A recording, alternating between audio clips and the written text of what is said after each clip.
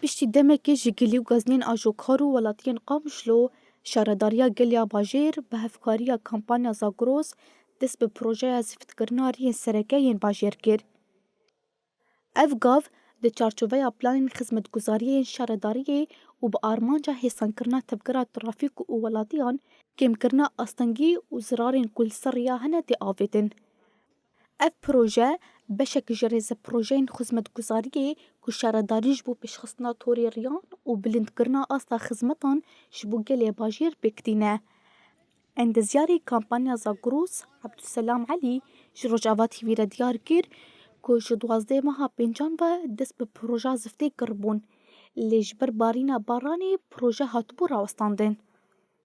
ام دسبيك شغلي قعدت دوام طبقة أول بقشيرن ما قشرت دوارا سوني حياني دوارا عفرين وبشتي ما قشرت ما باقشكر تنظيف ما باقشكر دور ما امسي زيرو رشا بشتي ما امسي زيرو رشا امبلشينا زفتي مجبول زفتي ما دسبيك دوارا سوني مجبول زفتي ها دوارا سوني حتى دوارا شرق ما خلاص كريا ونها بريمل دوارا عفرينا دوات ايش شركتنا مدادي مدحلي مدادا يا زنجيرها يا عادي هيا ومدحلا مطاطيها وحديديها فحموي شركتنا.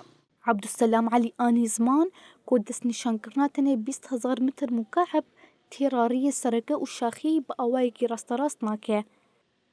وكيميائي صاج مرقوتنا 20,000 متر مكعب مجبول زفتي دانا ما ايصال وبار 3,000 مجبول زفتي متر مكعب بار كمية بار يعني ايصار كيمي بارا 16,000 متر مكعب مجبول زفتي يعني نتيجة شرعي قامش خرابنا اف كمية هناك.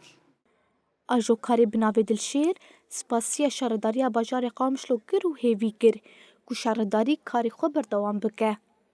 يعني دەستپێکی جادێمە گشتی خراپە بوو خاصی ویستانە ینی مە زەحمەتی دیە هەرجارە سیناعە بوون ینی مەگەلک مە لەگەل زەحمەتی وێ دیتن بێجەنها ینی شەهرەداریا قامشلۆ زفتێ دێ کارێ باشێ وەم سپاسیا وێت کن ینی سەرویچیام تخوازن ینی هەمی جادێمە یە خراپە ینی بێترێ مە تعدەلمەتە یە تەکسیە ینی يعني ام بيفيني حمي تشيكن وام قال لك سباسيا شهر دريا قام شلوتكن ودستي واسابه.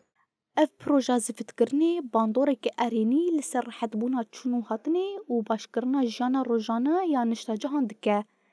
Her wiha dibe gaveka avakirina bajarekî xweştir û pêşketîtir.